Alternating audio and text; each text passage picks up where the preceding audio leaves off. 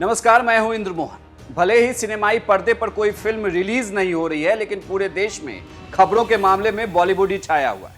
कंगना रनौत हो, सुशांत सिंह राजपूत हो, या रिया चक्रवर्ती हो, या जया बच्चन हो, या रवि किशन हो, या उर्मिला मातोंडकर हो, लगातार फिल्मी हस्तियों के जरिए ही खबरें बन रही है। लेकिन इन सबसे इतर आपको बिहार की खबर बताते हैं, क्योंकि बिहार की खबर भी जाननी जरूरी है। बिहार में कुछ ही दिनों में विधानसभा के चुनाव होने वाले हैं और सबसे बड़े गठबंधन एनडीए में सीटों के बंटवारे को लेकर लगातार तनातनी बनी हुई है। लेकिन ये कहा जा रहा है कि जेपी नड्डा के बिहार दौरे के बाद जिस तरीके से उनकी नीतीश कुमार से मुलाकात हुई है, तो सीटों के फॉर्मूले पर बात हो गई है। हम आपको सूत्रों के हवाले से जो सीटों का बंटवारा तय हुआ है वो बता देते हैं। दरअसल सीटों का बंटवारा 50-50 के फॉर्मूले पे तय हुआ है।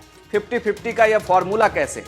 243 सीटें हैं। 243 सीटों में से लगभग 121 से 125 सीटों पर जदयू चुनाव लड़ेगी।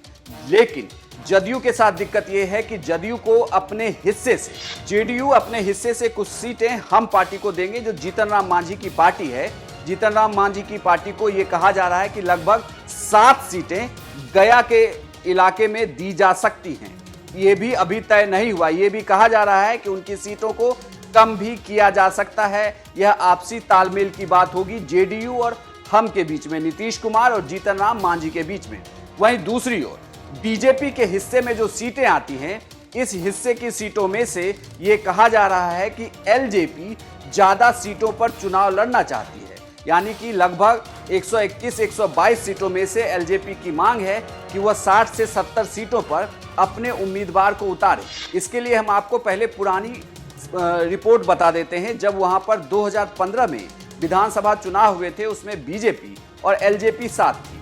उस वक्त जेडीयू आरजेडी के साथ, कांग्रेस के साथ उसने चुनाव लड़ा था। उस वक्त 40 सीटें लोजपा को दी गई थी, जो रामविलास पासवान की पार्टी है, उसको एलजेपी को 40 सीटें दी गई थी। लेकिन उसमें से विधायक सिर्फ एक ही बने थे। ऐसे में पिछले ट्रैक रिकॉर्ड को देखते हुए बीजेपी ये कह रही है कि एलजेपी मैक्सिमम 30 सीटों पर ही चुनाव लड़ेगी, उससे ज्यादा सीटें उन्हें नहीं दी जा सकती है। लेकिन चिराग पासवान लगातार विरोध कर रहे हैं। मैं आपको यहां यह भी बता दूं कि इसके पहले जो बीजेपी के राष्ट्रीय अध्यक्ष थे वो अमित शाह थे। अमित शाह के लिए ये कहा जाता है कि वो टफ बार्गेनर हैं।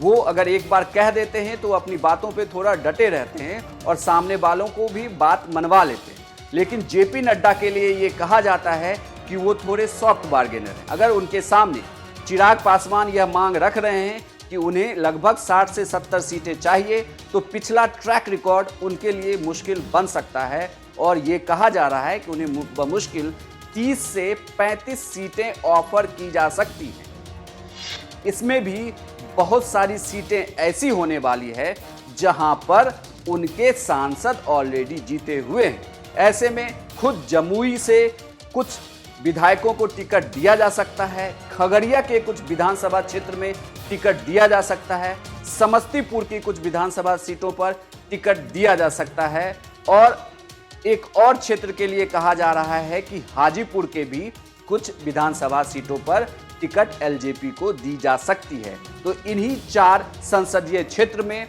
एलजेपी की टिकटों को बांटा जा सकता है। हालांकि एक सीट पटना की भी मांग की जा रही है एलजेपी की तरफ से, जो हमारे सूत्र कह रहे हैं। तो ऐसे में बस थोड़ा इंतजार करिए। लेकिन यह बातें अब तय हो गई है कि एनडीए में सीटों का बंटवारा 50-50 के फॉर्मूले पर हो रहा है, जिसमें से 50% सीटें जेडीयू के खाते में जाएगी। जेडीयू उसी में से हम पार्टी को टिकट देगी, और बीजेपी के खाते में 50% की सीटें आएंगी, उसमें से कुछ सीटें एलजेपी को दी जाएगी। तो बस थोड़े दिनों का इंतजार। जब विधानसभा चुनाव की तारीख आ जाएगी, उसके बाद सीटों का ऐलान भी हो जाएगा और तस्वीर बिल्कुल साफ हो जाएगी कि कौन किस सीट से चुनाव लड़ने वाला है।